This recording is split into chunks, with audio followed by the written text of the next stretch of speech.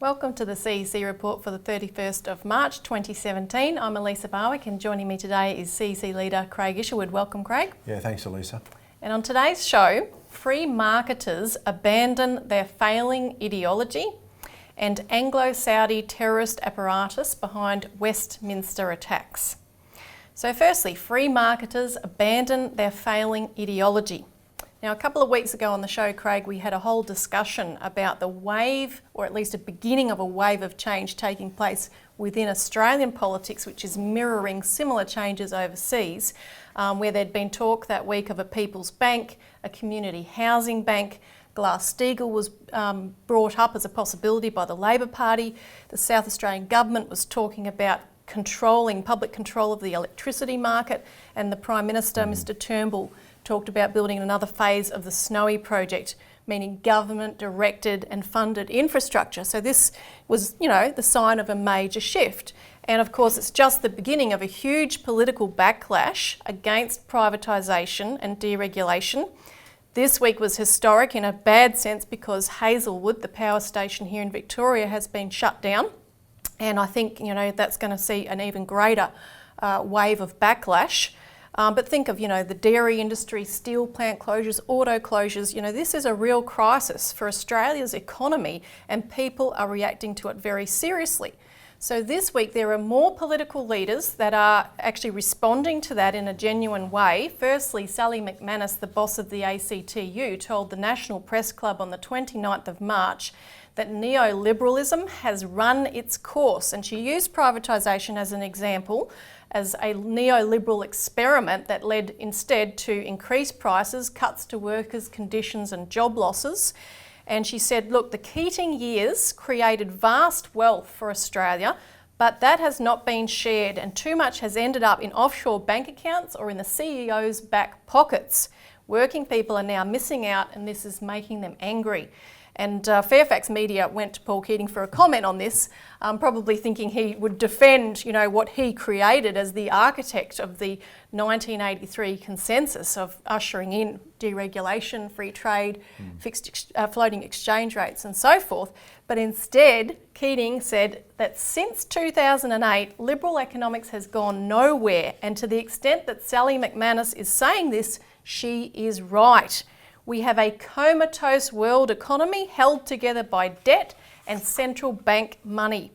Liberal economics, he said, has run into a dead end and has had no answer to the contemporary malaise. He obviously wants to try and leave some sort of his legacy behind. But look, Elisa, what we're talking about here is an ideological battle that's now breaking out.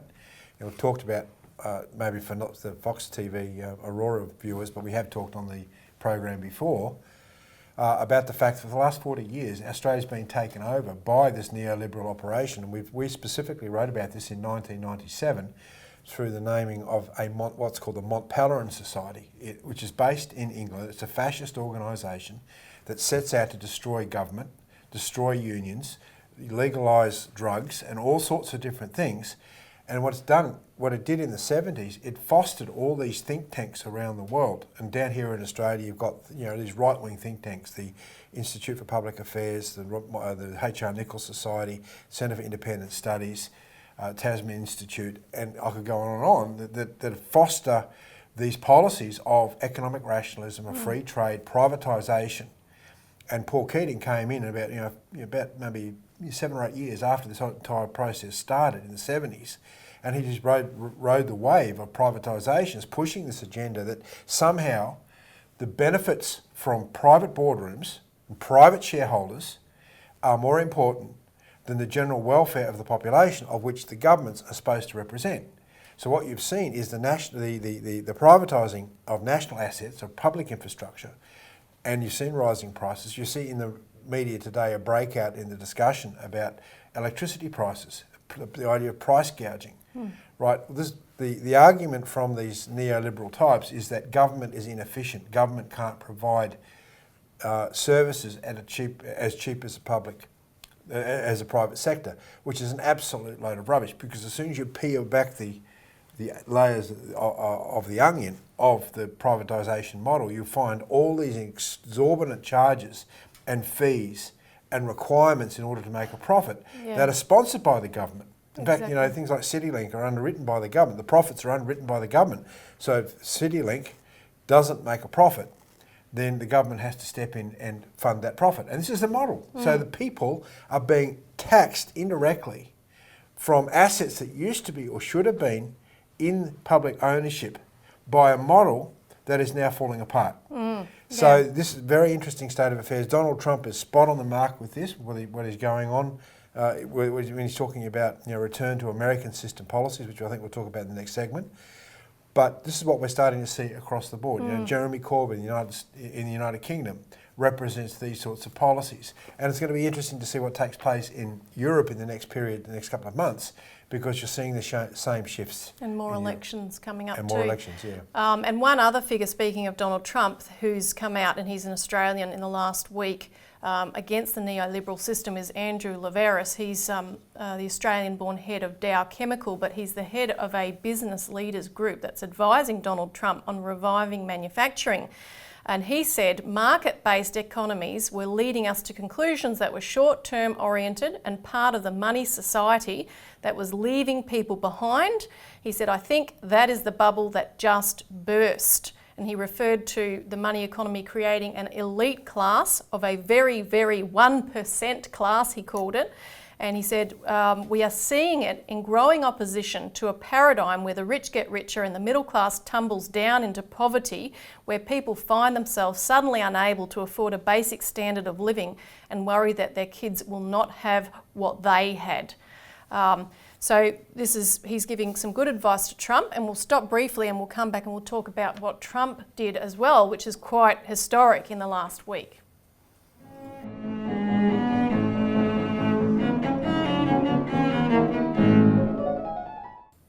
Welcome back to the CEC Report, where we're talking about how the free market ideology is failing, and that's good news. And look, we want to talk a bit about the alternative to the free market ideology, the neoliberal economic system, which is known as the American system. And the reason for that is that it was created by the Americans when they broke from being a colony of the British Empire. And one of the big issues was that the British had banned them from any manufacturing. So they were prohibited, for example, from building mills to split and roll iron. They had to export the pig iron to England duty-free, where it was manufactured and sent back as final products to the United States. So it sounds very familiar to today. And of course, they were warned that any development of their own industry would interfere with that perfect model of trade that had been established by the British system. So I'm going to show a clip here which actually shows how free trade worked from those origins, how it worked historically, but of course it's the same model of as today. And it starts out with discussing that the American colonies were fighting for their independence, but of course they kept running into these British operations to shut them down, including even when the White House was famously burned down by the British in 1812. As the United States defeated these various attacks, Shelburne's successor and protege, Lord Palmerston, turned to the British slave system in the southern U.S. as the new axe to chop apart the United States. The slavery system, destroying the southern United States, was a critical part of a worldwide British economic system to which Adam Smith gave the name free trade. Beginning in West Africa, the British East India Company, Royal Africa Company, and others captured slaves. These slaves were shipped to the Western Hemisphere to create the slave plantation system of the southern United States. The principal product of this system in the 19th century was cotton, 75% of which was exported to England. Here, English peasants worked for shillings to turn the cotton into low-quality textiles, which were then sold in India, the crown jewel of the empire. The Indian subjects, denied the right by the British to produce for themselves, paid for the textiles with opium crops. The Indian opium was then shipped from India to China, where it was forced on the Chinese people for enormous profit, addicting millions to the life-sucking drug. The profits from this cycle, characterized by East India Company lackey Adam Smith as buying cheap and selling dear, was the foundation of the empire's existence. An interruption of any one part was an interruption to the whole. And that was, of course, when the British waged the so-called Opium Wars against China, because China had tried to prevent the importation of opium, and the British said, well, you can't do that. That's a breach of free trade. So again today we have people willing to challenge that and say, no, this system is not working. And so President Trump raised this in a speech in Kentucky, Louisville, Kentucky, on the 20th of March. And he explicitly referred to the American system. And Craig, he is the first American president to refer to the American system of economics in, distinct opposition to the British system for more than a century. So this is a big deal. So we'll watch what he had to say. Our first Republican president, Abraham Lincoln, was born right here in Kentucky.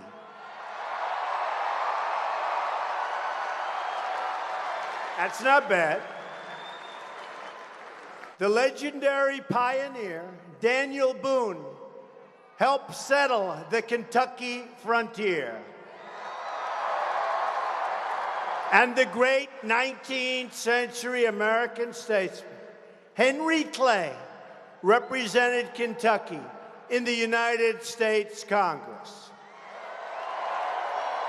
Henry Clay believed in what he called the American system and proposed tariffs to protect American industry and finance American infrastructure. For American manufacturing. He wanted it badly. He said very strongly, free trade, which would throw wide open our ports to foreign production without duties, while theirs remain closed to us. That was his quote. He knew all the way back, early 1800s. Clay said that trade must be fair, equal, and reciprocal. Boom. He said fair, equal, and reciprocal. I'm talking about reciprocal trade. In explaining his American system, Clay argued that the sole object of the tariff is to tax the produce, and remember, to tax the produce of foreign industry with the view of promoting American industry. For too long, our government has abandoned the American system. So, Elisa, it's pretty important what Donald Trump's doing here, is because if you think about Australia, for the last 40 years, all you've heard about is free trade, free trade, free trade. And those fanatical people that support free trade are very vicious when you start to talk about tariffs. But the fact that it's been 100 years since it's even been raised shows you how sensitive this is. 40 years ago we had the Montpellier Society come down through its think tanks here in Australia and spawn nothing but free trade. There's not one institution in this country other than the CEC that talks about on a regular basis this whole American system of political economy. And we had examples of it here in Australia with the Commonwealth Bank, exactly, created by King O'Malley, who actually referenced that American system, and he was an American. The early Labor Party leaders understood the principle of working for the common good. They understood implicitly the American system and adopted it in Australian terms. So, we're going back to that system because people are being destroyed by this system of free trade. That's always happened everywhere it's been introduced. Now we're going to show another clip of Trump, and this is not because we're big fans of Trump or something, but he's coming under attack because of these things he's saying. And this next video was completely blacked out of virtually all the media, apart from a few space-oriented websites and the like. So this was a 4-minute speech that he gave, an address to the nation actually, when he reauthorised the funding for the NASA budget. That's one small step for man, one giant leap for mankind.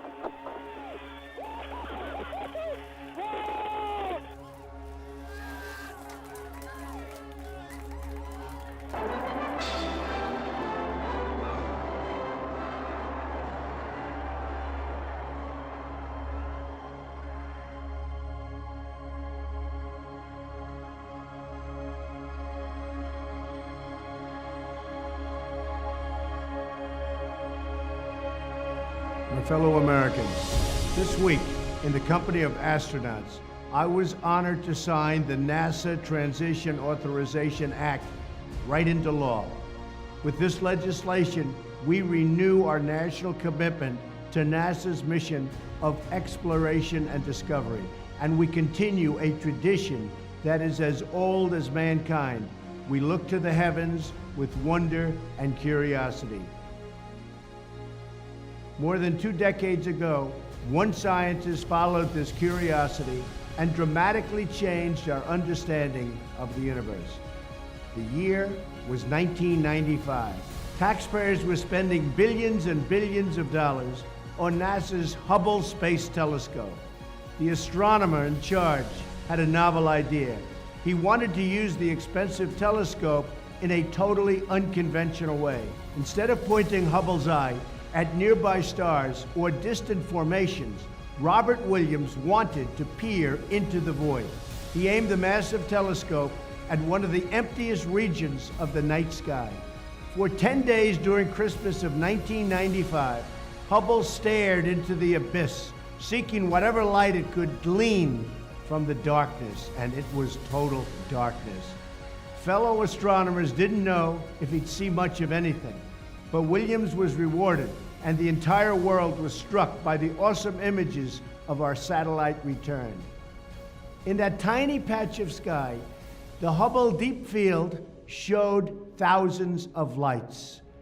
Each brilliant spot represented not a single star, but an entire galaxy. The discovery was absolutely incredible. But the unforgettable image did not satisfy our deep hunger for knowledge. It increased ever more and even more, and reminded us how much we do not know about space, frankly, how much we do not know about life.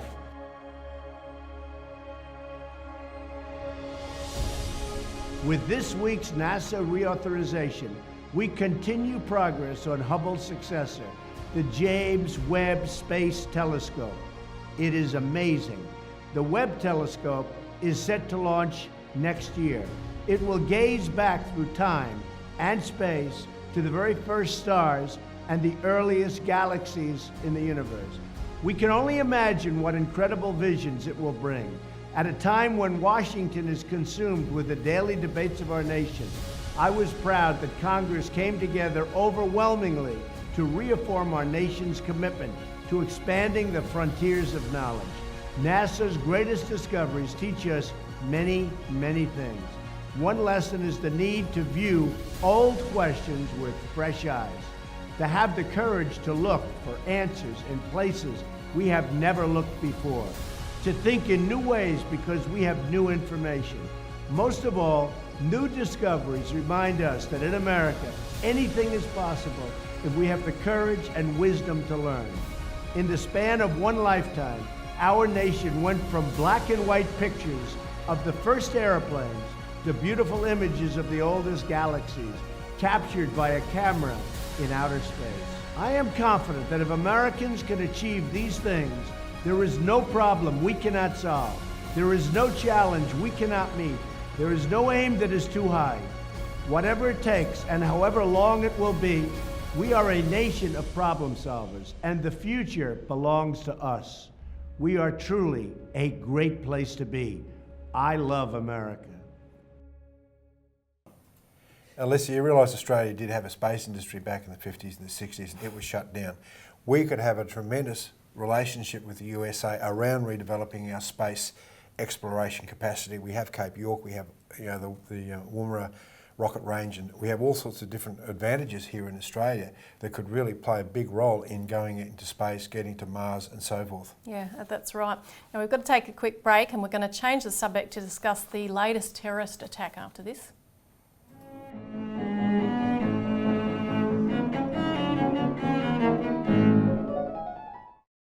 Welcome back to the CEC Report, and I'll just remind our viewers that for more information on all the topics we've discussed today, you can call in and we'll send you a free copy of our weekly magazine, the Australian Alert Service. It's all covered in more detail there. Or we'll send it to you via email. Yeah, either way, hard copy or email. Now we're going to discuss Anglo-Saudi terrorist apparatus behind Westminster attack. Now, this attack on the 22nd of March, where this British-born Muslim convert, Khalid Masood, ploughed into citizens on the Westminster Bridge and then stabbed and killed a policeman, this is very revealing to what we've been exposing for some time about the true authorship of international terrorism. And to us, what immediately stuck out was the fact that the British Prime Minister Theresa May preempted any debate by declaring outright that Masood was known to MI5 but was just a peripheral figure. But it's very clear just from even a quick look at his CV that he intersects what we've exposed as the Anglo-Saudi terror apparatus that Britain's Serious Fraud Office was investigating following 9/11, but was actually shut down by Tony Blair. And we have called for that investigation to be reopened, without which we're going to continue to see further terrorist attacks of such a type. So just to give you a bit of the background, this figure Masood lived in the Luton area of Bedfordshire, which is a hotbed of radical Islam, and he rubbed shoulders with known terrorists, including a suicide bomber that committed an atrocity in Stockholm, an ISIS jihadist who was killed in a drone strike in Raqqa, Syria, and he was also associated through his gym with a group that were planning a bombing which came to the attention of MI5. So he was actually quite well known to these guys, but so-called off the radar, a bit similar to the way that Manharon Monis, who conducted the Sydney siege, was so-called off the radar, and yet the ASIO had received numerous attacks in the week before he carried out what he carried out. And the other significant thing I'll say about Masood is that he worked for 2 stints at the General Authority of Civilian Aviation in Saudi Arabia. And the reason this is significant is that this is the body that employed Omar al-Bayoumi. He was one of the Saudi agents who assisted the 9/11 hijackers in the lead up to that terrorist attack.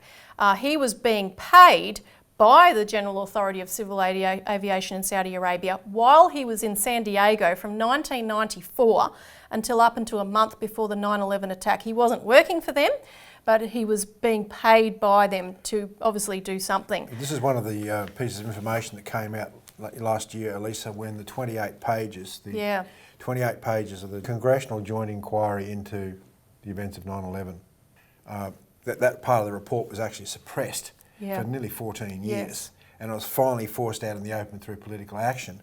And this document, those pages, document the money trail between the Saudi Arabian government and the British government into the funneled into the 9/11 hijackers. Which was why this serious fraud investigation in Britain got shut down, because the money trail came to bank accounts at the Bank of England directly. And people can call in for a copy of this if they would like to see it. It's a very detailed expose of the nature of what we're dealing with this terrorism. And the other thing I'll add is that last year, this JASTA bill, the Justice Against Sponsors of Terrorism Act, passed the US Congress. Obama tried to veto it and was overridden. But now there are 2 legal filings of court cases to take action against the Saudi government, and they now no longer face sovereign immunity. So this could have very big implications. The filings show that the Saudis were funneling at least $30 million a year into Al-Qaeda via charities run by Saudi government ministries, Craig. Yeah. So it's all there in black and white. It's a matter of the record. And it leads back to the various governments, I mean, particularly the British government. And Prince Charles was right in the middle of it. So get a copy of this and read it, because we're likely to see more of these terrorist attacks here in Australia as well. Yeah, that's correct. Yep. So thanks for tuning into the CEC Report. Thanks for joining me, Craig. Yeah, thanks, Elisa. And tune in again next week.